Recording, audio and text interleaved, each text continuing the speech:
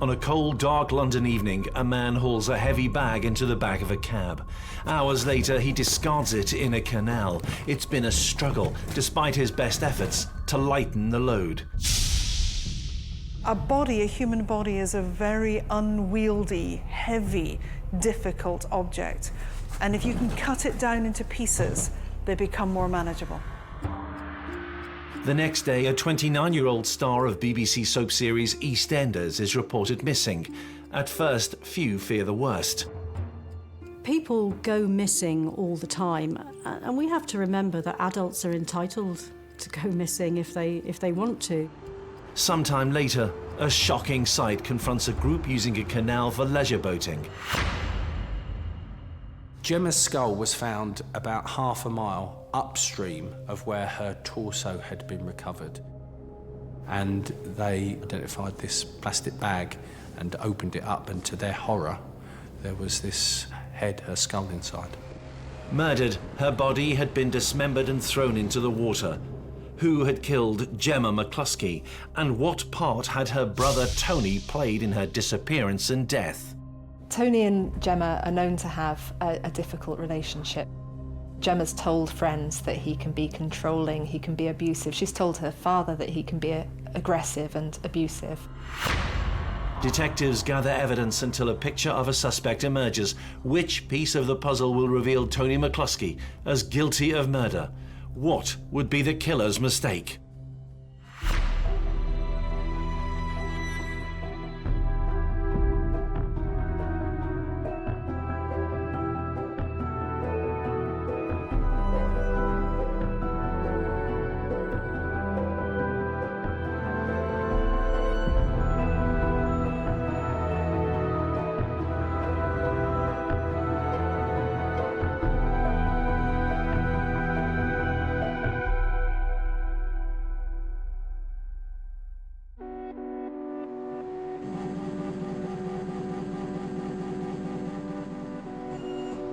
The dead can tell a story if you know how to listen. Dame Sue Black understands the language spoken by all that remains of a body. She knows what should and should not be there, like bruises, cuts, holes, crushed bones. She is a forensic anthropologist. Forensic anthropology comes from two words. The forensic bit is Latin, which means pertaining to the court, and the anthropology bit just means the study of man. So if you were to put them together, it's the study of man for the purposes of the court, but the reality is that it's about identification. So who is the individual, who was the individual, and can we assist the investigative authorities, whether that's police or otherwise, to determine what might have happened to that individual. Individuals like Gemma McCluskey. Her father spoke outside court after an exhaustive 10-month police investigation which uncovered scarcely believable events. Good night, God bless Gemma. We all miss you and love you. Thank you. So in effect, two of the children that Tony Senior has are no longer part of his life. And that really was, I think, significant. It would be a grisly murder for the police to solve, one featuring tales of abduction, false trails and subterfuge. No one can imagine quite how horrific it must have been to have been told that Gemma had been murdered and that her body had been dismembered, only later to be told that her brother was suspected of being the person who was responsible. The fact that your daughter is dead is one thing. The fact that she gets murdered is another, but to be murdered and dismembered by your own son or by your brother, it was just an awful time for them. And it is, that part of the investigation kind of still sits with me and many of the team in terms of, the impact that had on the family and Gemma's close friends, because she did have an awful lot of very close friends. How had police got their man? So-called sororicide, when a brother kills a sister, is very rare. Tony McCluskey had seemed deeply concerned when he first presented at a London police station in the search for the then missing Gemma McCluskey. He became very involved in the search for Gemma, and because she had been on television in a very famous soap opera, so there was public interest in what had potentially happened to her. And he had put himself really right at the centre of that search for her. McCluskey himself is the kind of poster child for his poor missing sister. He's pictured in the Sun newspaper holding a missing persons poster. It was a charade. One evening, Tony McCluskey, not for the first time, had become violent towards Gemma. It was devastating violence, and it was violence that was always going to end with Gemma's death. He had grabbed something heavy, smashed it into Gemma's head. She died as a result of blunt force trauma. How that happened, we don't know. He says that he doesn't remember what happened, that the last thing he remembers is Gemma coming at him with a knife, and then he can't remember anything after that. To hide his crime, he decided on a grotesque plan of action, to cut her body into disposable parts. And suddenly you're faced with a body and you have the panic that says, how do I get rid of it?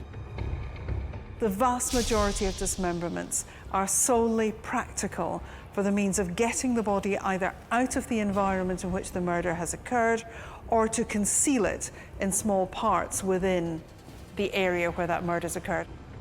How would the real-life story of the death of a soap star be uncovered? Sue Black's remarkable expertise in forensic anthropology would be vital in revealing the mistake made by Gemma McCluskey's killer. The mystery began when Gemma was first reported missing by her two brothers, one of whom, Tony, walked into a police station on March the 1st, 2012. At first, detectives were not unduly concerned. The first thing that the police will do whenever there's a missing person report is a kind of a mini victimology. So was Gemma vulnerable in any way? Not really, no. Were her brothers raising any concerns that they think something serious had happened to her? They may not have been at that point. They certainly said something that they had concerns about her boyfriend, but from the police perspective, there were no real vulnerabilities there and no concerns raised, and perhaps she just was staying with a boyfriend.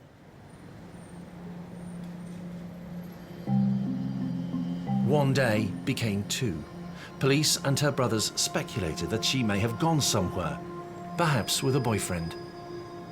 There was nothing being said that raised any red flags that something might have happened to Gemma. So it may well have been that they were told, well, let's see, try phoning her, let's try calling her, you know, go and speak to her friends and we'll see what happens over the next 24 hours.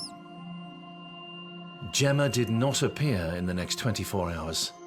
Her brother, Tony, led a group of over 100 volunteers who leafleted East and South London, looking for leads into Gemma's disappearance, with one hand mysteriously bandaged.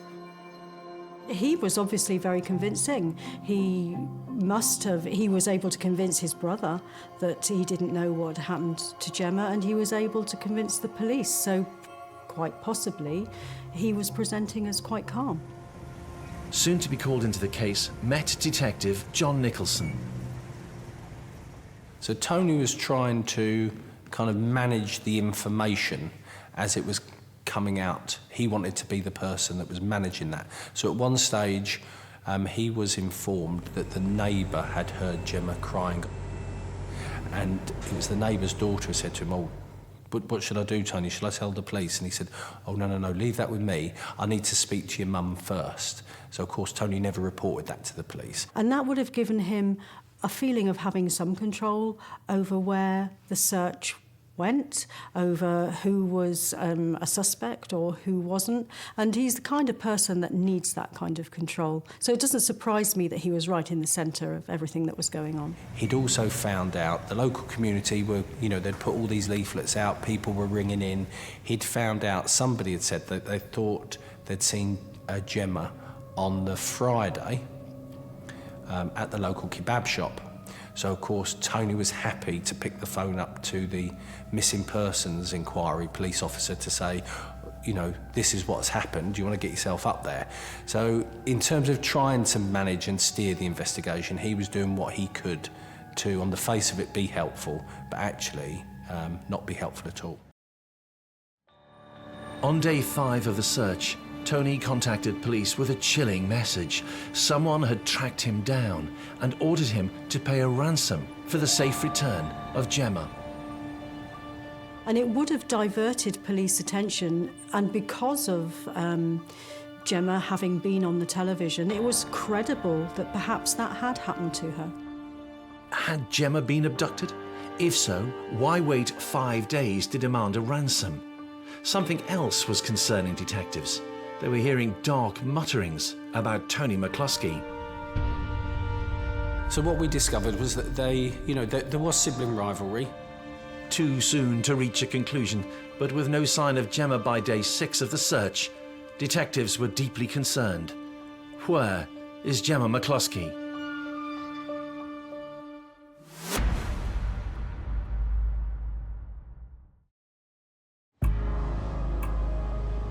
In Dundee, where Dame Sue Black was then based, the search for Gemma McCluskey was not on her agenda. Like everybody else, you watch the news, and there was an item about a missing person who had been an actress on a soap opera, and that everybody had been out looking for her, including her brother and her family. But that's the level of involvement and knowledge that I had, just the same as the general public. That was about to change. It was a cold, late winter day when a group of pleasure boaters who use this stretch of the Regent's Canal Basin in northeast London came across a suitcase floating in the water. On colliding with the boat, it sprang open to reveal nauseating contents. There appeared to be a dismembered female body inside. So I received a phone call from the Metropolitan Police back in March of 2012. And at that point, they had recovered a torso from Regent's Canal that had been encased within a suitcase. And then they had gone back and they had dredged the canal and they had found her limbs as well. At that point, we didn't find her head. Sue Black was able to tell us with accuracy how many cuts had been made. It was March 7th. The forensic anthropologist was not needed to identify whose body parts had been found. We knew it was Gemma. Her torso had a very characteristic tattoo at the base of her spine, and they had taken the DNA sample and they'd been able to compare it with Gemma's DNA. So they knew by that point it was her. Once Gemma's torso has been found and identified by the tattoo on her body, police are now treating this as a murder inquiry. Now it was about finding out who in fact was the perpetrator. Investigations follow the evidence. Detective John Nicholson now needed to find out how Gemma had been killed. The body parts were first examined by a local pathologist. At that early stage of the inquiry, he could not determine how the victim had died. And he couldn't make his assessment until all the parts of Gemma's body had been recovered.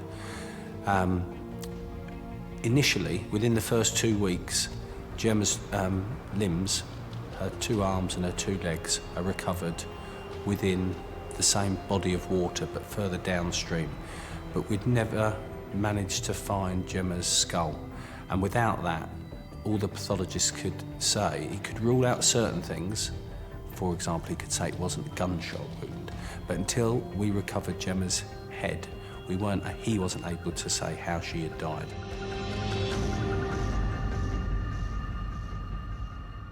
If not how, then when, where, with what, why, and most importantly, to reveal the picture of a killer, who. Gemma's killer clearly had tried to cover his tracks by dismembering her body. Detectives believed that the decision to cut up the body of Gemma McCluskey would reveal some of the answers that they were looking for. It's where Sue Black comes in. Interest in the subject pricked in her childhood. Every Saturday, every weekend, I spent in a butcher shop, cutting up meat, rolling meat, understanding bones. She knows all about dismemberment, not a subject just anyone can cope with, but an area of expertise for which she has become world-renowned. And when I got to university, I studied biology. And in third year, I went into anatomy. And it's a relatively straightforward step from the butcher shop into the anatomy, so that you see the relationship between human and animal. Crucial facts or probabilities began to emerge as Sue Black considered the evidence in front of her, the body of Gemma McCluskey. First, the very action of cutting a body limb from limb reveals something which is not as obvious as it seems. A murder has usually occurred before you have dismemberment. So much more emerges, roughly where the murder has taken place. Normally, in dismemberments, the victim and the suspect know each other. And so it normally occurs in the property associated with one or either individual. It would be extremely rare for a dismemberment to be stranger-oriented.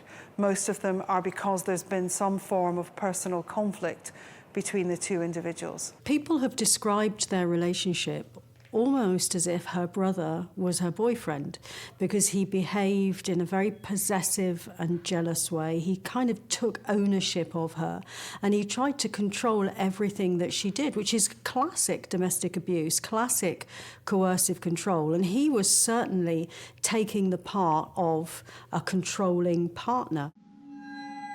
The psychology of cutting a human limb from limb includes overcoming a challenge few would ever consider they would one day face. As the killer cuts the body, a decision has to be made, to face her or not. This too struck Sue Black. That was a question asked of me in court. Was she facing upwards or facing downwards when he took her head off? Because there's some really quite emotive psychology within that, in terms of looking at the face of your sister whilst you remove her head. Through forensic examination of the impact of cutting bone, Sue Black was able to discover the answer, to tell the jury of the gruesome ritual which had followed Gemma's murder. She was lying on her back when he started the dismemberment. So when he was working on her right leg, then she was facing upwards, and he really didn't succeed, so he turned her over. And so for the rest of her dismemberment, she was face down. That fact established more evidence. Those who do not know their victim are more likely to keep the body facing upwards. Those who do know them turn their bodies to lie in the front so their eyes cannot be seen. Gemma's killer knew her. Of that, detectives could now be confident.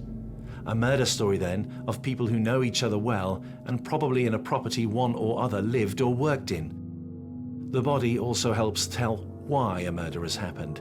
Analysing dismemberment reveals the nature of the attack sudden, spontaneous, perhaps after a row.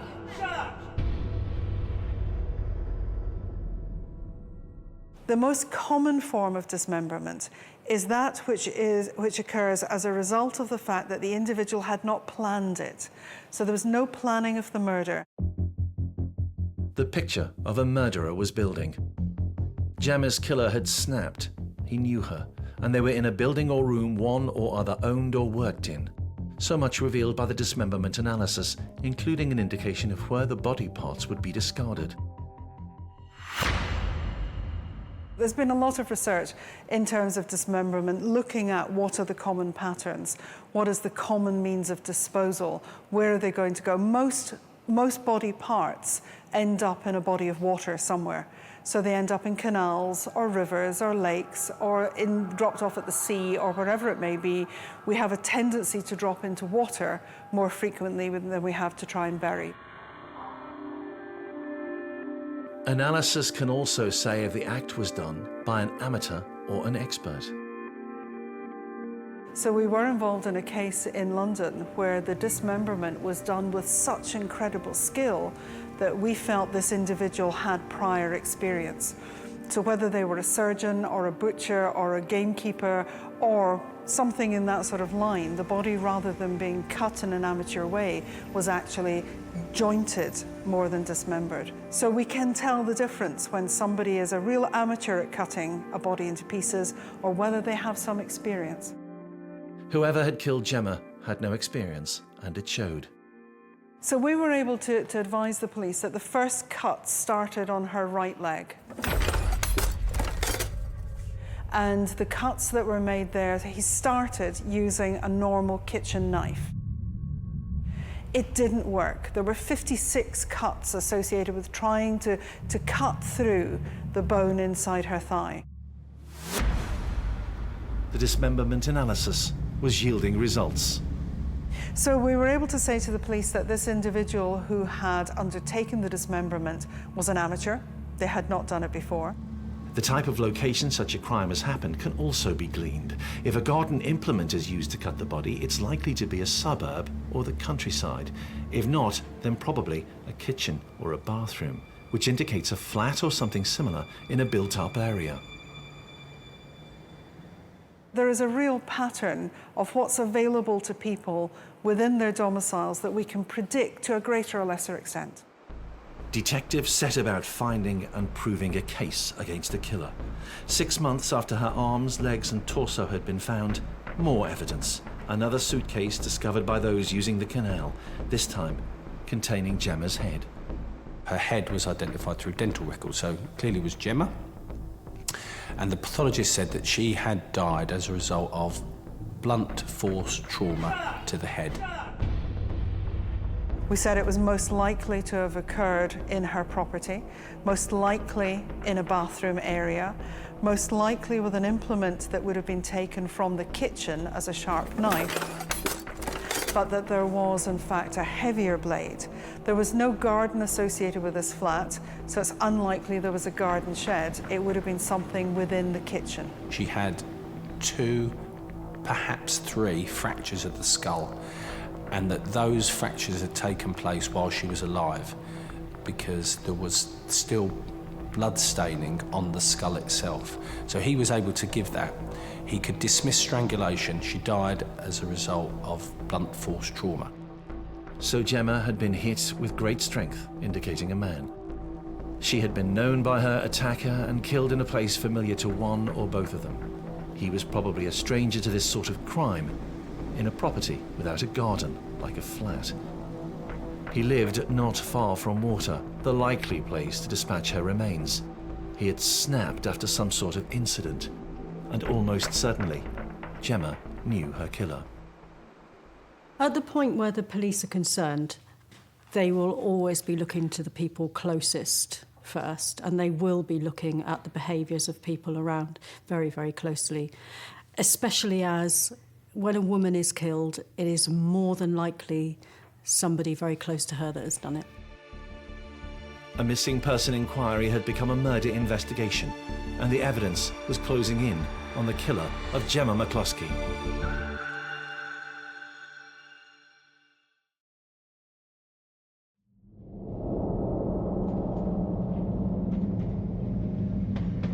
Police knew that whoever had killed Gemma had done so spontaneously. He probably had a violent temper and was somebody close to her. Stories were now reaching detectives suggesting a troubled relationship between Gemma and her brother Tony, with whom she lived in Pelter Street, Hackney, in London.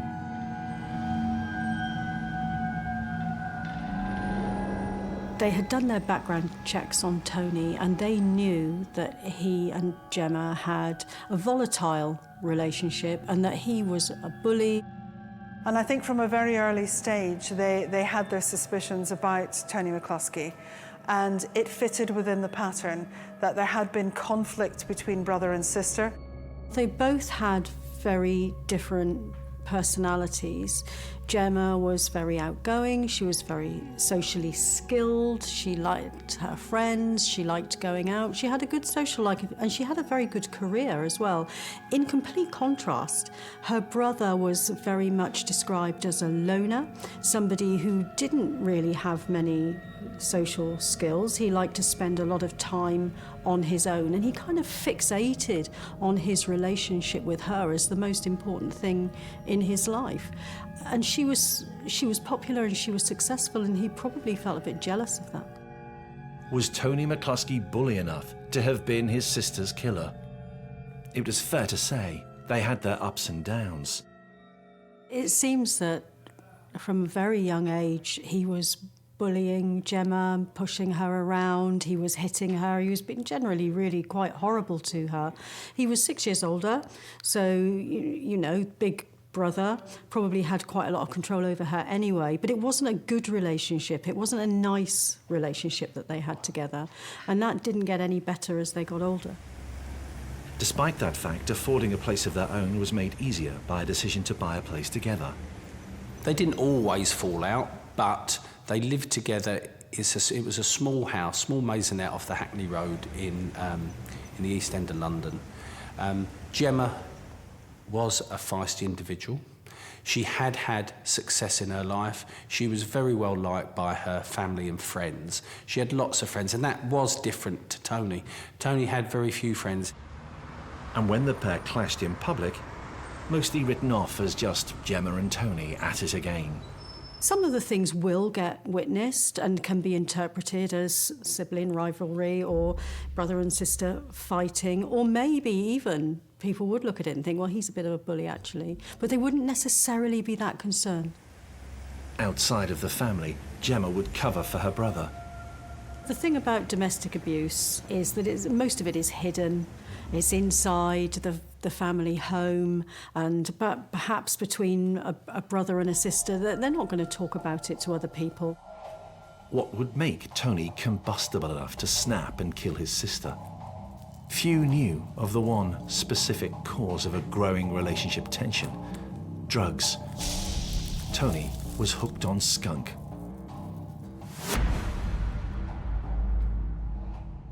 Skunk is a form of cannabis. It's a strain of cannabis. It's been created by breeding cannabis plants to get particularly high levels of the active ingredient in cannabis, THC.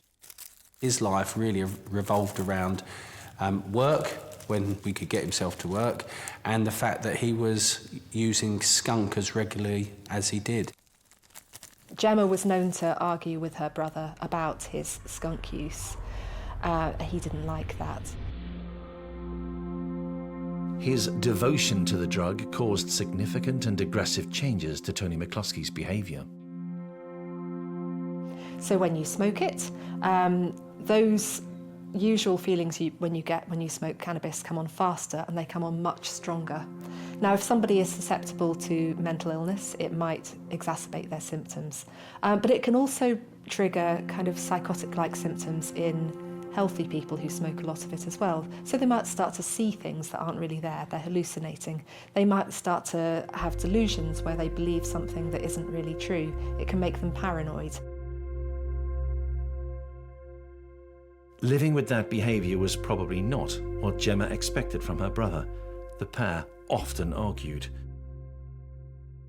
There was a difference between the two of them, and of course, you know, him and his life around skunk, and the violent interaction and the arguments. As Tony would use drugs, so he would become violent, turn on his sister. Investigators discover that there were rows between the couple, sometimes over household disputes. And always over Tony's use of skunk. He would fly off the handle. He would react almost immediately to a situation which perhaps many others wouldn't have done. Is perhaps a story as to why this happened. Police did not attach significance to it, but as Tony McCluskey had leafleted to try to find the missing Gemma, he was sporting a bandaged hand. A taxi driver would later say a man, sporting a similarly bandaged hand, got into his cab after loading a heavy case into the taxi's boot. Detective Nicholson had uncovered enough to suggest that impulsive, violent behaviour was a very real possibility when dealing with Tony McCluskey.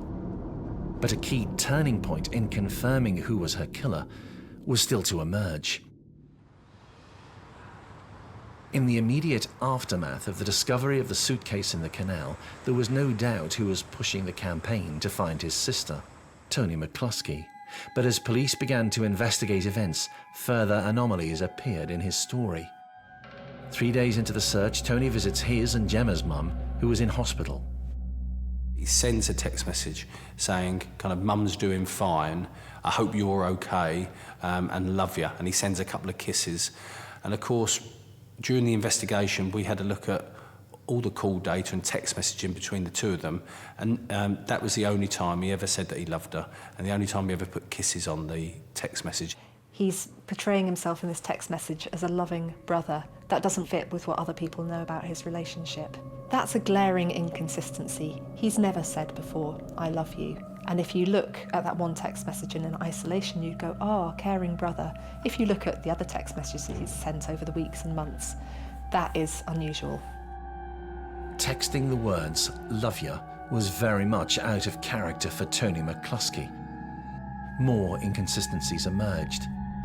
When he came back from the hospital, he came back and he spoke to Gemma's friends, and he said that his mum had said to him that Gemma had been up there earlier on that day, which clearly wasn't true. And one of the friends that he reported that to said, "Are you absolutely certain about that?"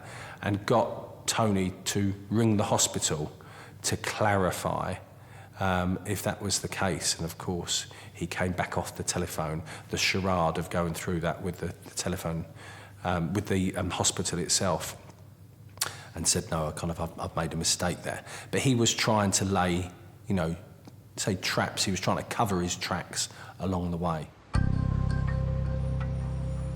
On March 7th, now a murder inquiry, police asked McCluskey in for an interview. When the police re-interviewed him, because he would now be a significant witness, and the police would be trying to find out who was the last person to see Gemma alive. And because he lived with her, he was quite potentially going to be the person with that information. And they would have been forensically listening to absolutely everything he said. And when there are inconsistencies in his story, then that is going to raise red flags for investigators. The previously talkative Tony McCluskey suddenly changed his tone. When we spoke to him, he gave a no-comment interview. So they start to ask him more questions, and as those questions become more and more interrogative, and he starts to be treated more as a suspect rather than just a concerned brother, he starts to become very defensive. Police ask him questions, he says no comment. Which is a very strange behaviour for somebody who really wants to find who hurt their sister. Tony seems to be just responding to events as they happen, dealing with them, not in a state of panic, because he does not seem to be in a state of panic, but dealing with them in the way that he thought it was best dealt with. But things were rapidly escalating out of his control. They find that he makes a phone call to a taxi company on the night that they think Gemma disappears. So they go to the taxi company and they find the driver who took him, and he reports that McCluskey turned up in his taxi cab with a large suitcase, which he claimed was a sound system. The CCTV of him putting the holdall in the boot of the car, they were all really significant pieces of evidence. The mistakes of Tony McCluskey were helping police close in on the man who had murdered his sister.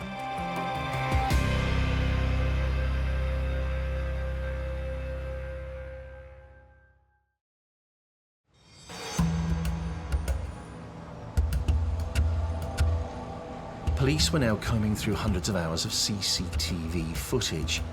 When he'd left the flat, McCluskey's every move was monitored by cameras. I think a big mistake Tony made was not realising the extent of CCTV cameras, especially in a place like London. They're everywhere. They're recording people's footfall, they're recording traffic movements. You have them outside nightclubs. People, some of these cameras are installed by the police, some of them are installed by local authorities, but increasingly you have private businesses and you have private individuals even installing CCTV cameras. And the police can turn to all of these sources to get images if they have a suspect that they're trying to piece together what they've been up to. It was inevitable. Tony McCluskey would be caught on camera. He took Gemma's torso in the suitcase and took the suitcase to the local minicab firm. We also know from his call data that he moved around the area that evening. And we also know from CCTV that he made at least 2 trips from the address. So it's conceivable that he had 2 or possibly 3 journeys, one in the minicab with the torso, and perhaps in the other bags, perhaps on foot that evening. McCluskey didn't realise it, but his desperate attempts to conceal the murder were falling into an all-too predictable pattern for investigators to discover. So this was a classic case of dismemberment for the purposes of transportation. The body was in 6 parts, head, torso not cut, because if you cut across the torso, that makes a tremendous amount of mess. So the torso is intact, and the upper limbs, 2 upper limbs, and the 2 lower limbs. The heaviest part, of course, then is the torso. And if you have a large enough suitcase with wheels, and of course that was what happened with Gemma, nobody thinks twice about somebody walking along a pavement carrying a heavy suitcase. And so the trunk is often the most difficult part of the body to dispose of. Having reported his sister missing and led a leaflet campaign to find her, Tony McCluskey was coming into focus as a suspect in the murder of Gemma McCluskey. He was simply unaware of what evidence he had left behind.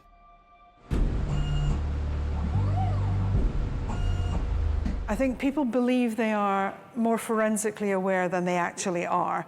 And that's largely to do with television telling them, you know, I did this and this is what happened. They then have a go at it perhaps themselves and find that it is not easy. It is a really difficult thing to do, to dismember a body, both psychologically, but actually physically as well. This is what had happened that night. Gemma would sometimes lock Tony out of the flat and he would return demanding to be let in. On the night of March the 1st, matters were brought to a head between them because of a flooded bathroom. Barely conscious, probably because of drug use, Tony had left a tap on. They had an argument over a small flood in the flat that was his fault. And it was the last straw for Gemma, and she had told her friends that she just couldn't take it anymore and she was going to ask him to leave. And it was on the day that she went missing, in fact, that she'd gone back to the flat to tell him that. Gemma had been out collecting a takeaway. Her brother likely to be doing what Tony McCluskey did, getting wasted on skunk. With skunk, you know, there's paranoia, there's delusions where they're starting to believe things that aren't really real. You can see how, you know, like a little argument could blow up into something much bigger. Tony was a person who had no problem resolving his issues through violence, and that had been established throughout his life, especially with the way that he interacted with Gemma. And when he had this major argument with her, he responded with violence. Violence which would lead to a suitcase of body parts being thrown into a canal later that evening. Left with his dead sister before him, Tony McCluskey decided to throw his sister's body where he felt it might not be found. The nearest water to Pelter Street is a fraction over a mile at Regent's Canal. Too far to walk with a body. But how to remove Gemma without being detected? It is in this moment of the evening's timeline that Tony decides to chop up his sister's body. Tony did not think things through after he had killed Gemma. One of his biggest mistakes was to try or to think that he could dispose of and hide her body. He thought that that would probably be the easiest thing. It turned out for him that that was his undoing, and that was the most difficult thing that he could have done. Tony knows there is nowhere to hide Gemma in his small flat. More clues as to the killer's identity would come in what he did next, because he did not know how to do it. The method of dismemberment becomes apparent. All very amateur. Initially, Tony uses a knife, and that's not successful. He then turned her body over, tried again, and it still wouldn't cut through. He then found a much bigger blade, probably a meat cleaver. It takes a lot of work to cut a body up into lots of different pieces. Tony McCluskey knows he'll need transport. he doesn't own a car. The reason Tony had called for a minicab to take the torso away is because what could he do? He didn't have a driving licence. He'd never ever driven a car before. He'd never been shown how to drive a car before. He's killed his sister. How is he going to get rid of her body or her torso? And I'm guessing that's what went through his mind, and he thought, right, OK, there's a local minicab firm. A huge mistake for a killer to make.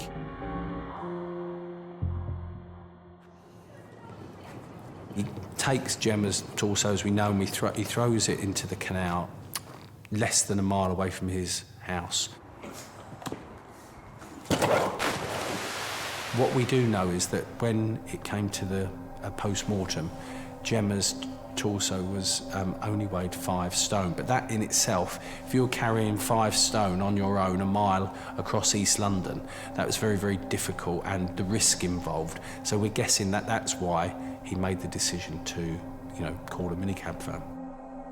By identifying the cab, detectives were able to track it down and check in the boot for evidence which might yield DNA. A spot of blood had leaked from the bag in which Tony had placed his sister's body parts. Once they've found traces of blood, they can then take a swab of that blood, isolate some cells and extract the DNA and try and find out if that blood matches the DNA from the person they're trying to identify, in this case, Gemma. The blood source DNA did match Gemma's. A search of the flat yielded yet more. As predicted by Sue Black, he'd cut up her body in the bathroom where microscopic fragments of her body were found.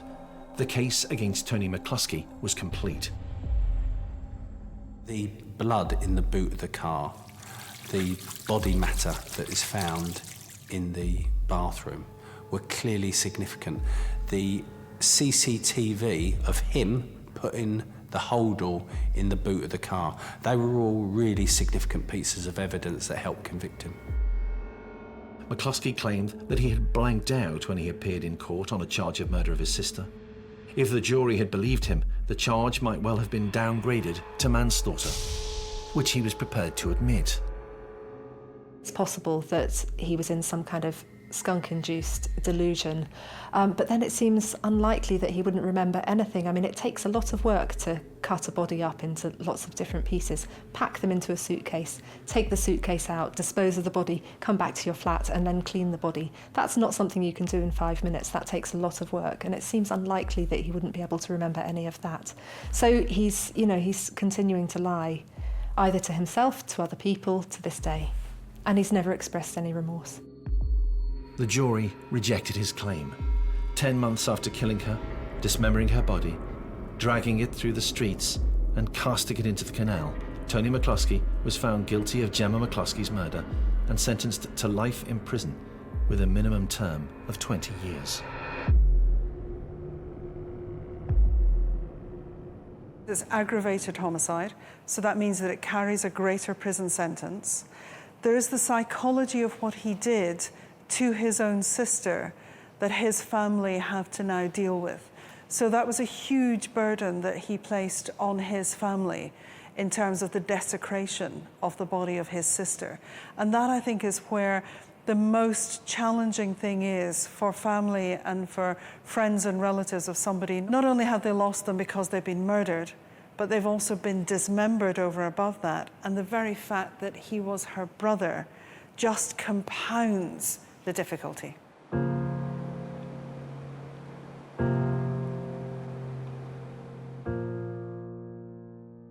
Gemma McCluskey had achieved what so many young actors aspire to, a role on a prime-time TV soap. She was a success. Her brother was not. The part-time window cleaner was a skunk adult junkie whose violent moods were taken out on his sister with whom he lived. He had made lots of mistakes in his lifestyle choices and after the worst thing he'd done in his troubled life. Ironically, the immediate aftermath of Gemma's life was captured on camera, her brother's mistakes filmed for all to see. And his chosen method of hiding the truth was one which provided a body of evidence, his brutal cuts on Gemma's body betraying his panic, inexperience, even the room that he had done his grisly work, and the type of flat that he lived in. A killer's mistakes revealed on a body which sent messages to an expert who knew how to read them.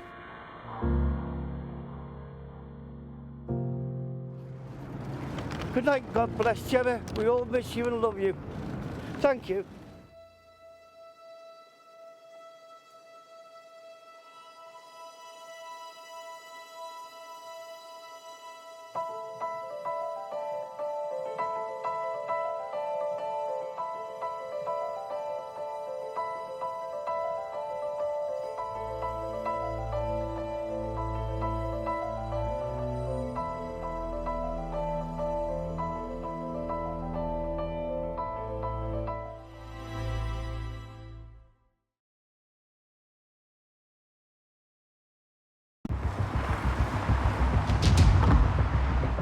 Broad daylight in East Cleveland, an ordinary day, until one moment, something out of the ordinary.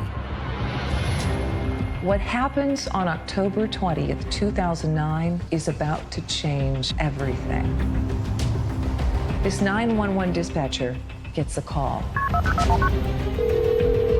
The man, the caller, is frantic. She fell out the window upstairs on the second floor. Okay. She laying on the ground, butt neck. He's just watched this woman come flying out of the second-story window. And he's saying, she's on the ground here. They're saying, is she alive? Is she breathing? With her right now? I'm right here right now. She's laying on the ground, butt neck. She just came flying out of this window. He doesn't know if she was thrown, if she jumped, if she fell. He just knows there's something wrong here. There's a man inside the house. His name, Anthony Sowell. You know, he told the police, well, we were just using drugs together, and she accidentally fell out of the window. Sowell has already enticed 11 women to use drugs inside 12205 Imperial Avenue. He selected his victims from a group of people in a community that would be hesitant to step forward and be witnesses. I got mad and I was like, cussed him out and told me, get the out of my house. Detectives gather evidence until a picture of a suspect emerges. Which piece of the puzzle will reveal Anthony Sowell as guilty of murder? What would be the killer's mistake?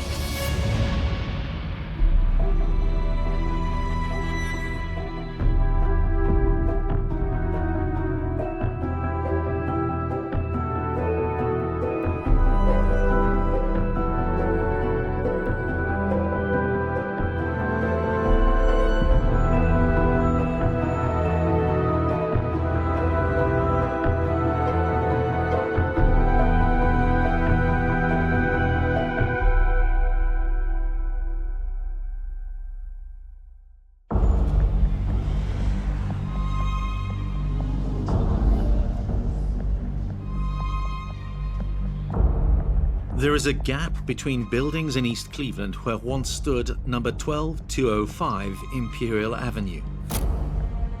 As long as Anthony Sowell could hide what is inside 12205, he would remain a free man. Because inside, he's hiding grim secrets. In one room, the decomposing bodies of 2 women. In another, a further 3. And outside in his yard, yet more.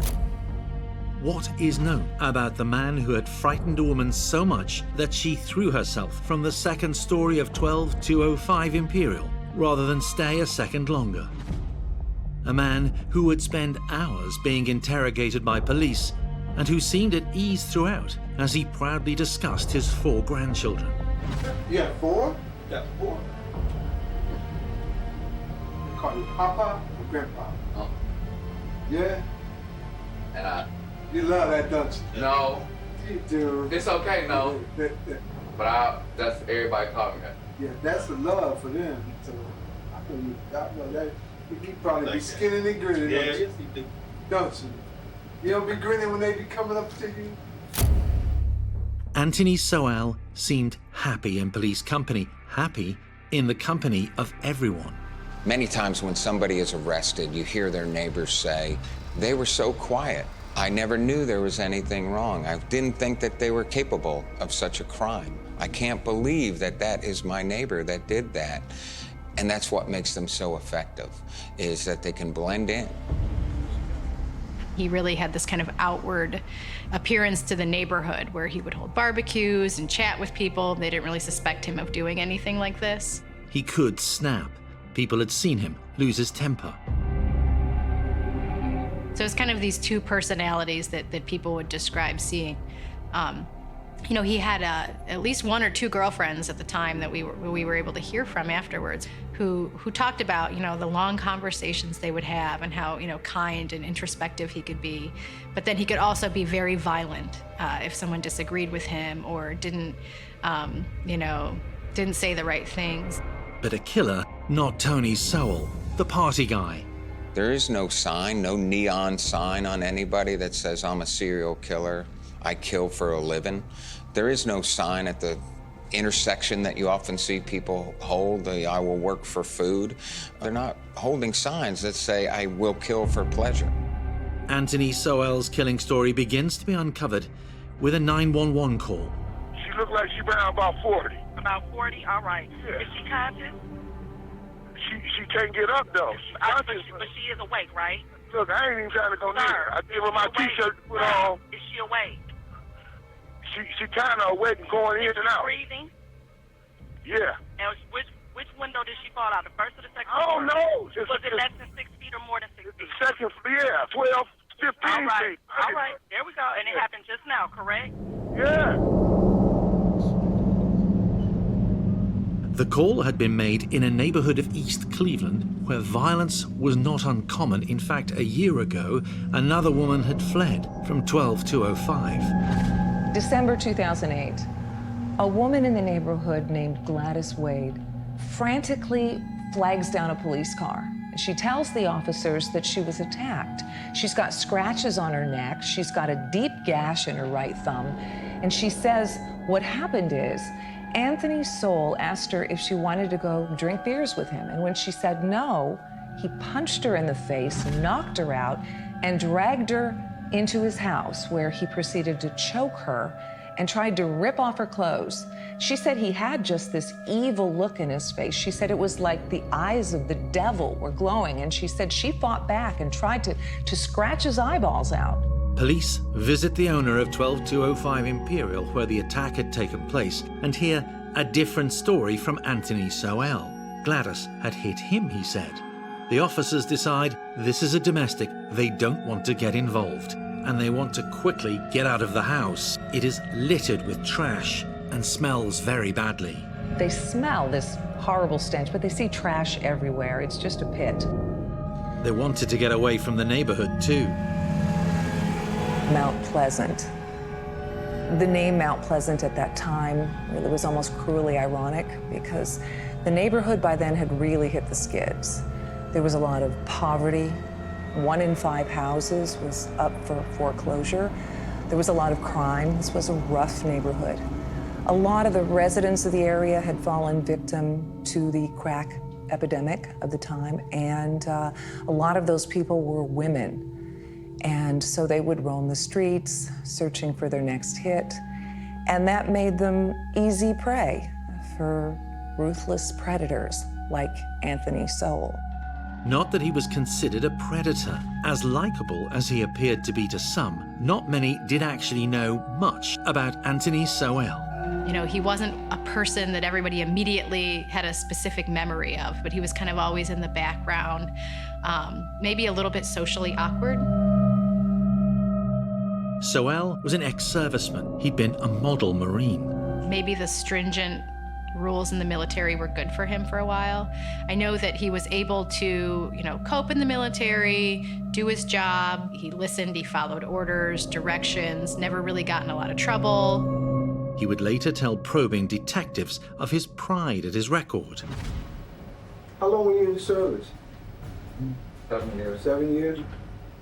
He'd done a 7-year tour of duty, and from everything that we know, he did well. He was a good serviceman. You re-enlisted? You like been in the Marine Corps? I was good at it. Yeah. In 1989, 4 years after leaving the military, it all begins to go wrong. When he gets out, he starts having problems. He breaks up with his girlfriend. He stops going to work. and he loses his job, and then he turns to drinking pretty heavily. He's pretty much drinking all day. Beer was his vice, and things are kind of falling apart for Anthony Sowell. The drunk Sowell would target vulnerable women and entice them back to his place. And then things would get ugly. It wasn't long that he was home before he was actually accused of harming several women. And actually two in kind of close proximity. There was two women, both of whom were pregnant, but also, you know, either abusing drugs or hanging out with people who were drinking, that Anthony Sowell was accused of raping. His accuser, a pregnant woman, claims that he wouldn't let her go after she agreed to spend time with him. A woman goes to police and she tells them that Anthony Sowell attacked her inside his home, that he bound and gagged her and raped her. Sowell avoids jail, but not for long. He was never prosecuted for that case because he was actually arrested for another case, another rape, within the same year. And he was prosecuted in that case. He ended up pleading guilty to attempted rape and was given a sentence of up to 15 years in prison. Sowell refuses to plea deal to contest what had happened, and he declines the chance of early release by admitting his guilt. His parole is repeatedly denied. When he gets out, because he's served his entire sentence, he's not on parole. So he's not under police supervision. As a sex offender, he has to register, and police have to verify his address, but that's pretty much it. He's pretty much free and clear. In 2005, Anthony Sowell is released.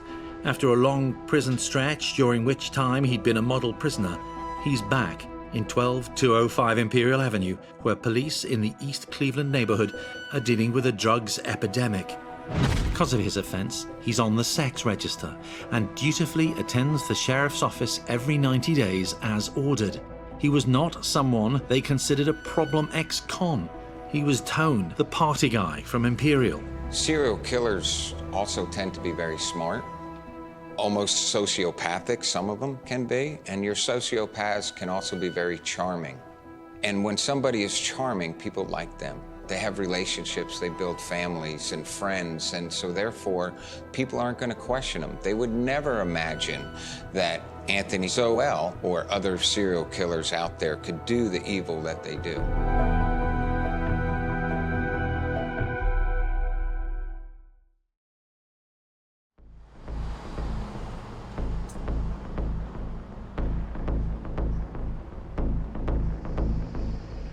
By 2007, Tony Sowell was living alone at 12205 Imperial, his parents having passed away. Drugs had flooded the Mount Pleasant neighborhood. The city was kind of getting poorer. There was the crack epidemic was really starting to affect the streets. There was a lot of mothers and fathers starting to use those drugs. Sowell set about preying on the women made vulnerable by their dependence on drugs. His own days were dominated by booze. He was really the kind of guy that was doing a lot of drinking. He'd go to the store in the morning and get a beer and just kind of continue that throughout the day. A pattern was set. The drunk Sowell would home in on vulnerable women and entice them back to his place. 12205 Imperial Avenue became quite the party venue. He would say, hey, do you want to come in and have a drink? And his house was a place where he would let people crash if they were using drugs and didn't want to go home. And the house, you could tell, it was definitely used for a place where people could just crash and could just party. There's beer bottles or beer cans all around. The rundown quarter of East Cleveland offered perfect conditions for the predator Sowell. Drug-confused women, a place of his own to take them, and a meeting venue where he could also get beers. There was a little corner store right there that was kind of the hub of activity on Imperial Avenue. They were really familiar with Anthony Sowell. He would come in and buy, tall beers, King Cobra beers, which he would drink often. People would come over to the store when they would come to his house, buy beer, party, kind of back and forth. When partying with Sowell, the menu was easy to predict. He might help cook up some drugs, and he might follow it up with a six-pack of beers. Then it would be time for sex, whether the women wanted it or not. Every female that you have brought to the house, have each and every one of them used drugs or using drugs like crack or whatever?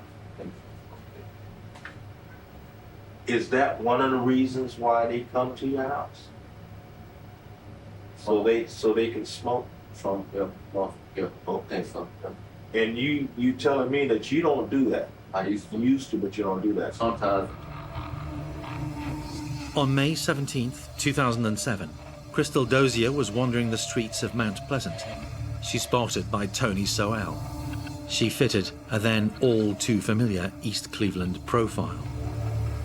And I'm trying to get the type of women that come to your house. And this is the type of women that come to your house are one drug users. First, outright drug users. Very sure. Crystal Dozier was the mother of 7 children. Her own family remembers that Crystal, when she was a little girl, she was the responsible one. She's the one you could always count on. And she loved helping around the house and learning how to cook. And she really liked pretending she was a grown-up. And she loved getting dressed up. But drugs changed everything. Did you like him, though? Did you like him when you met him? Yes. Okay. So you weren't mad at him when you met him. You kind of liked them all, right? Yes. And by the time she was in her early teens, her life was just basically spinning out of control. She never shook her drug habit. They all had these vulnerabilities that Anthony Sowell appeared to hone in on. So I looked at her, and she looked so sad and pitiful, like she just had a rough time. So I said, a beer? I said, how you gonna get a beer? I said, it's closed. Oh, they'll open up or something like that. So I said, I tell you what, come on with me. You can get all the beers you want. Sowell invited her into 12205. He has raped before, but he has never killed. Nothing would be heard about Crystal for 2.5 years, her anguished family unable to find her. She had been raped, then strangled. The most personal way to kill somebody is to strangle them. And in Anthony's case, it was personal and close. And so he was able to watch, and literally watch, the breath of life come out of that person. Her killer buried Crystal by the backyard fence of 12205. She had become victim number 1 of Anthony Sowell. There was no reported sighting of Crystal before her murder. Possibly she had been whisked into 12205 in darkness. Possibly detectives were not getting all of the information they could from a community at times at odds with the police. He selected his victims from a group of people in a community that would be hesitant to step forward and be witnesses. Other drug-addicted women were lured into 12205 around the same time. And those women had gone to Anthony Sowell's house maybe to use drugs or drink or just hang out with him, and had never left the home. As for Sowell, he was not suspected of any involvement in the disappearance of Crystal Dozier. There's even a suggestion that he may have tried to mend his ways. He participated in Alcoholics Anonymous, so he was aware that he had an alcohol problem. AA did not work. There is no indication that Sowell took a day off from his heavy drinking. And when he was drunk, he would want to have sex. He would head out looking for a sex worker. One like Tashana Culver, who went missing in June 2008, a young woman drifting in and out of family life. Tashana Culver had tried to get clean. It just never took. The pull of the drugs was just too strong. But she had once had hopes and dreams. She'd gotten her cosmetology license. She'd even trained to be a medical assistant. But drugs basically consumed her life. She was 33 years old. She had 6 children. Her family was slow to report her missing. She disappeared so often. She was dead within 2 hours of entering 12205. His killing method of choice were his bare hands. Sowell had perfected strangling by now. They will learn, they'll do everything the same, but this time they'll bring a gun. So it also is a learned behavior. They learn from their mistakes. And so throughout the years, Anthony learned from his mistakes and kept on trying to protect his craft. Can you tell me exactly what did you do with your hand? I can, that's why I can tell you it wasn't no weapon. He didn't start out killing. I would bet that he learned and progressed to that point. And as he was successful with his first rape, he would do the next one and the next one and try new things. And in this particular case, ultimately, as a serial killer, he got the thrill from watching his victims die. What, they would like piss you off or something maybe? Or what? What do you think would cause you to choke him? I mean, just off the top of your head. Think about it. Punish him? My girl and them, something. That's all I can say. That was punishing them? Because of... I was the punisher. He was the punisher. I can't explain it. As for the residents of Mount Pleasant, all they knew for sure was that something bad was coming from somewhere in the neighborhood. Before long, people in the area start complaining about this horrible smell in the neighborhood. It is just a rotten stench. At least one neighbor calls the city and says, you gotta do something about this. This is just horrendous. It smells like something died, something or someone, but it kind of gets waved off by the authorities. Right next to the house where Anthony Sowell lived on Imperial Avenue was a place called Ray's Sausage. And for years, when there had been foul odors that the neighbors noticed, they would call the city or call the health department. When people would come out, they would always attribute the smells to Ray's Sausage. And in fact, the people that owned this very small family-owned sausage company redid their entire sewer system, thinking that somehow the smell was being attributed to them, their sausage making, their dumpsters. You know, we only realized later that it was probably Anthony Sowell. And in fact, the owner said at one point that they believed that he may have dumped some bodies in their dumpsters. The upshot after the complaint was that an opportunity to stop a killer killing was ignored. The smell remains, and it just hangs over this neighborhood, just this rotten stench. The house where Anthony Sowell is living is just filthy, full of garbage, and definitely there's this horrible smell coming from there, but nobody ever does anything. No mistake yet big enough for cops to stop Sowell, who carries on picking up sex workers when drunk and attacking them. Not always successful in his attempts to kill them. There was a number of women who actually made it out of Anthony Sowell's house, and each of them also described either being choked or strangled by him quite aggressively, sometimes with like a cord or a strap, other times with his hands. I was the punisher. I can't explain it. Those who had escaped Sowell's punishment had not told police of their ordeal, fearful that they may be arrested for drug use and prostitution themselves. One woman would not reveal what she had seen inside 12205 until Sowell was safely locked up. She caught a glimpse of one of the decomposing bodies, which frightened her and just made her, realize, I have got to get out of here.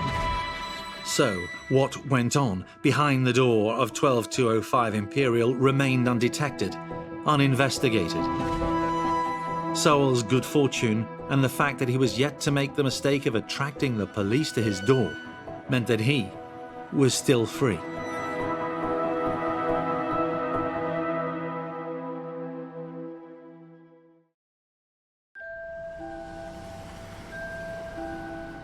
Between 2007 and 2008, women continued to go missing from Mount Pleasant. Their loved ones that they did love would go missing, but they would always call after a day or two. They would always come back. They would never miss important events like birthdays or Christmas. And so when they went missing for a longer period of time and didn't show up, a lot of them contacted the police and said, this is different. And we're basically told, hey, they'll come back when they're done using drugs. After all, who cares about women who often go missing for a living? 1 minute on the streets, the next selling sex in a location nobody knows of. Sex workers make perfect targets for serial killers. So the police were dismissive of these women for the same reason that Anthony Sowell likely targeted them. Anthony picked his victims because they were vulnerable. All his targets were black, drug-addicted, and desperate for cash. Choosing the same profile of victim is familiar territory for serial killers and rapists too, like Anthony Sowell. The very first time that they're successful, they will continue to do the crime the same way every single time. Rapists are no different. If they were successful with a brunette living in an apartment, all their victims will be brunettes living in an apartment. I think he probably knew that people weren't going to come, beating down his door looking for these women. And so the killing went on. LaShonda Long's life had never been easy. LaShonda Long was the youngest of Anthony Sowell's victims. She was only 25. LaShonda's mom had been a crack addict. Her dad had been an alcoholic. And LaShonda's life pretty much fell into that pattern. It was only a matter of time before Sowell would find her. She was simply not able to defend herself, her life distorted by drugs and bad choices. LaShonda had her first child when she was just a child herself. She was 14 years old. At 17, she had 3 children, and she'd lost custody of all of them. He hated the fact that they used drugs and would even say things to them about it, and he wanted to help them, but then he would also do it himself. So he definitely had this strange relationship where he would meet women who had drug problems. He would kind of entice them into his home, with the idea of drinking or using drugs. But then he would also try to be very caring. Well, let me get you some clothes. Let me feed you. You look like you need to eat.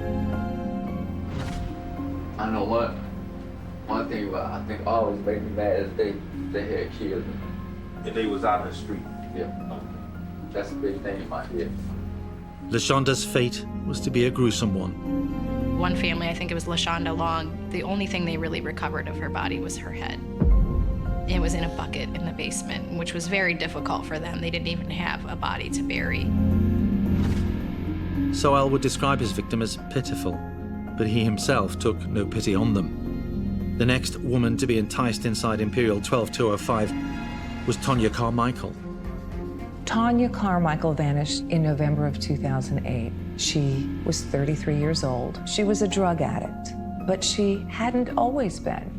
She was once the protective mother who would chase away the drug dealers from her doorstep because she didn't want them to influence her children. But eventually she fell into drugs. Her life kind of intersected with Sowell's early on. They both grew up on Page Avenue. She knew him, probably tangentially. The families kind of knew each other.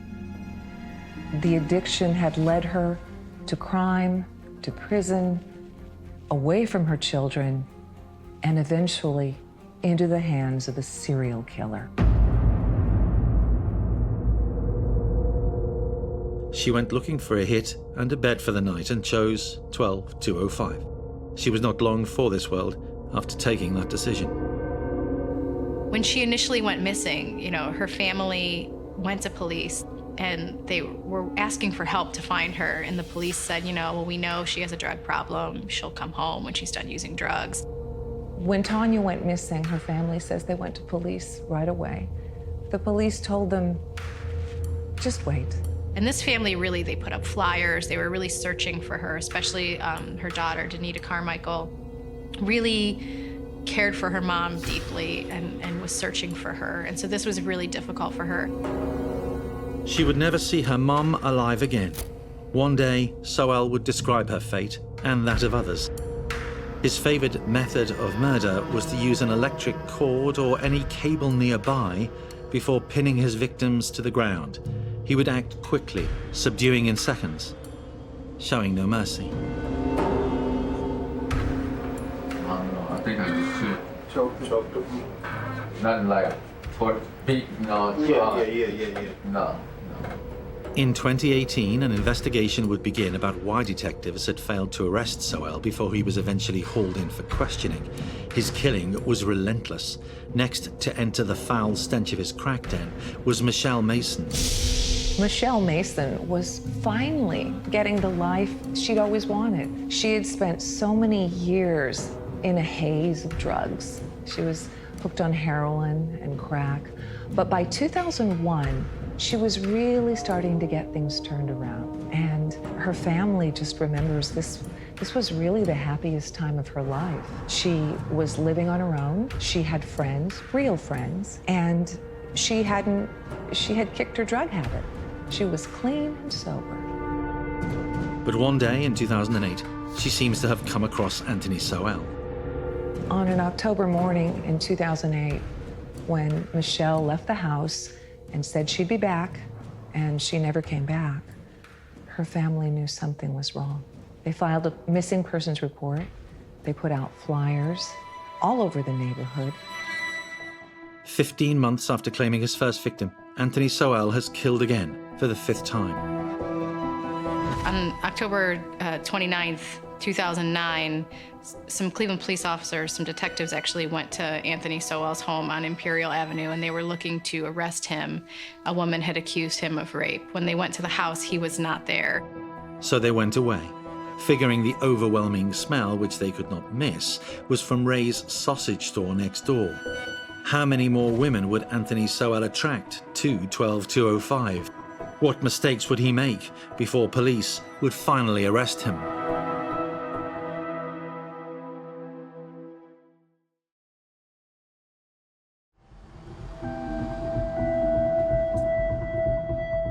It was October 20th, 2009, when a man walking on Imperial saw a woman falling from an upstairs window of 12205. He didn't know her, but it was obvious something very bad had been going on. 12205 Imperial. He'd got away with so many rapes and murders, Sowell sets about trying to get away with this latest attack. A week later, she does talk. She goes to police and she tells them what happened. The Cleveland police, who had known about complaints related to the man who lived inside 12205, knew about his past as a convicted rapist. They only now decided to go inside and take a good look around. October 29th, police go to Anthony Sowell's home with a search warrant and an arrest warrant. Sowell isn't there. They go inside. The place is just unbelievable. It's trash everywhere, clothes strewn around. It smells unbelievable. They entered the home and they found the bodies of 2 women who were basically sitting out in the open, decomposing. They're just lying there, rotting, and they're next to a shovel, and the police don't know what they have on their hands here, but they know they need help, so they call in other officers to help. Once they found that, they called in a lot more police and some crime scene investigators. And over the course of maybe a week or more, they found many more bodies. There was no immediate sign of Anthony Sowell, but it wouldn't be long before he reappeared in the neighborhood. On October 31st, police find Anthony Sowell walking down the street about a mile from the house. They arrest him. They charge him with 5 counts of murder. But the bodies keep turning up. Detectives are staggered to learn that Sowell does not know how many bodies he had hidden around his property. All I can say is under 10. That's all I. So, hold up. Let me see. If you were in my shoes, what would you want me to tell you? 10, 9, 8, 7, 6. They cordon off the house. They cordon off the yard. They find 3 more bodies in the house, 2 in a crawl space. It turns out that there was 11 women total who had gone missing since about 2007. So we have 11 women, all of them black, missing since 2007, all dead, all here at the house at 12205 Imperial Avenue. The identifications of the women begins. Christine Dozier, Tashana Culver, Tonya Carmichael, LaShonda Long, Michelle Mason. They hear the stories of others, like Kim Smith. Kim Smith loved her father. She and her father took care of each other. He had a spinal injury and had trouble getting around, so Kim she looked after him. She would get him to his doctor's appointments. She would cook for him, but Kim was hanging out with the wrong crowd. She was smoking a lot of crack. And she was little by little not showing up as often. When she disappeared, her family didn't report her missing. You had a body that was right here. You had a body that was over here. You had a bag that was a body in there. Oh, God. Hold on, look, I ain't finished. And you got a body behind the wall. Okay. With a lot of dirt back there, too. A lot of dirt all over that body. Next was Nancy Cobb. In April of 2009, Nancy went missing. Her family filed a missing persons report. They put up flyers all over the neighborhood at the local businesses, on telephone poles, everywhere. They were frantic to find her. They never did. They identify Imelda, known as Amy Hunter. Amy Hunter adored books when she was a little girl. Her family called her a bookworm, and they said that she really loved reading the classics. But Amy's life would not have a storybook ending. By the time she was 14, she was pregnant, reportedly by a teacher who got her drunk at a party. Her baby was born deaf and with cerebral palsy, and Amy was devastated, and her friends said that she turned to crack cocaine as a sort of comfort, and it really took over her life. A life which ended inside the Sowell House of Horrors. Sowell, under interrogation, affects madness. It was all a dream, he says. He did not know real from unreal. They ask him about another woman identified. Her name, Janice Webb. Janice Webb always loved her East Cleveland neighborhood where she grew up. It was home to her, and she loved her family. But unfortunately, she fell into the same trap that so many people in the neighborhood had fallen into, and that was the drugs. You got 4 bodies up top. You got 1 body in the basement. There's no more room in the house for bodies. So you gotta go outside. This would make her most likely the last one. Not the last one. Talacia Fortson was Sowell's 10th victim, a mother of 3 whose drug problems meant that her children had been taken away from her. Her remains found buried in the garden. In early June of 2009, Talacia dropped by her adoptive mom's house to bring her some groceries, and then she left saying she'd be back, and she never came back. Her adopted mom reported her missing. Diane Turner, mother of 6, was victim number 11. Her body remained unclaimed, unrecognized in the city morgue for nearly a year. She had been sober for almost 2 full years. Unfortunately, she never really learned how to be a good mom. And so the authorities said that she was a danger to her child, and they took her baby away when her baby was just 4 days old, and it devastated her. So pretty much then is when her family and friends say that Diane just gave up.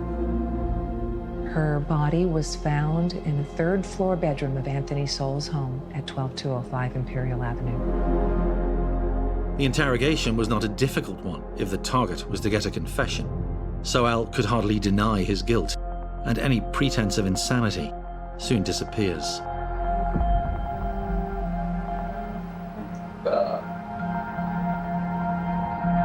For interrogators, the priority was to get the truth out of Anthony Sowell, not to show how they were feeling, shock at hearing of how a serial killer had behaved quite so monstrously.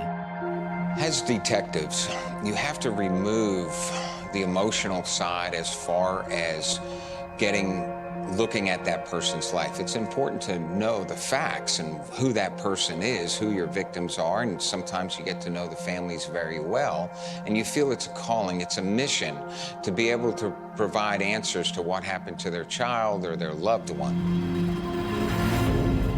Sowell had appeared as a party guy with a warm welcome to the women of Mount Pleasant, whose lives had taken a terrible turn for the worse, and they had trusted him. The mistake Sowell had made in order for detectives to be led to a macabre mausoleum at 12205 was simple. He allowed one victim too many to escape. That was Anthony Sowell's killer's mistake. He let one of his victims get too close to a window and She did what she had to save her life. She jumped out that second-story window. She's the one who got away. And that's what it took to get Anthony Sowell finally arrested, finally stopped from his killing spree.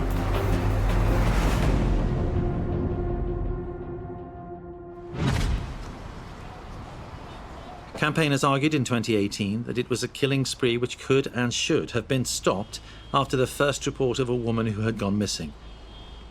And again, after women had lived to tell the tale of torture inside 12205. It was a sobering moment for Cleveland to realize that 11 citizens could go missing and nobody could make the connection that they were all in the same place, had all been killed by the same man.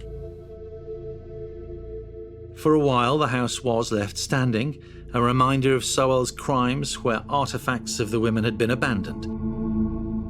Clothing and jewellery left behind in the upstairs apartment of his home. The decision was taken in 2010 to pull down 12205.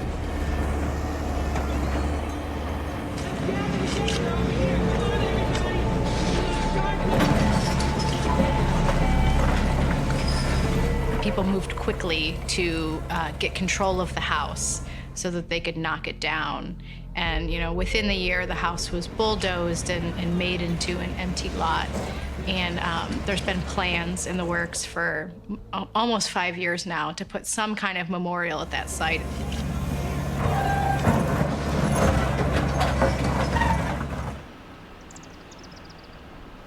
I think it left the whole community numb.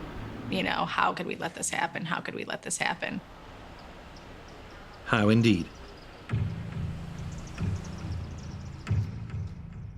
Sowell had killed and raped and killed, over a 3-year period, at the end of which time his mistake was to run out of luck when a survivor convinced police to look under the trash inside 12205. Essentially, people like Anthony Sowell and other serial rapists that have since been discovered, they were smarter than the police. They were smarter than the community. They knew that these women, and they, you know, the women probably knew in some ways too, that nobody would care. Police had been warned about Sowell on a number of occasions and even had the right to ask to go inside the home of the registered sex offender. But they did not dig too deeply into a man who lived in a neighborhood that officers did not like to frequent. Actually, sheriff's deputies visited his house and he had to check in regularly as a sex offender. And I think the same week as these bodies were discovered, they had checked in on him at his home, and they had just never entered his home because that wasn't part of what they did. If they did, they probably would have noticed something amiss or smelled the foul odor that neighbors had been complaining about for years, but couldn't really pinpoint, where it was coming from. The detective story which led police to the house of a serial killer does not reflect well on the Cleveland police force. That they got the final piece of the puzzle into the disappearance of women in Mount Pleasant was more about luck than judgment. Kidnap women too often, and eventually one will escape to raise an alarm that will finally be heard. She fell out the window upstairs on the second floor. Okay, are you there? She laying on the ground, butt neck. Are you? Sowell was given the death penalty in 2011. The sentence was never to be carried out. He died of natural causes in 2021.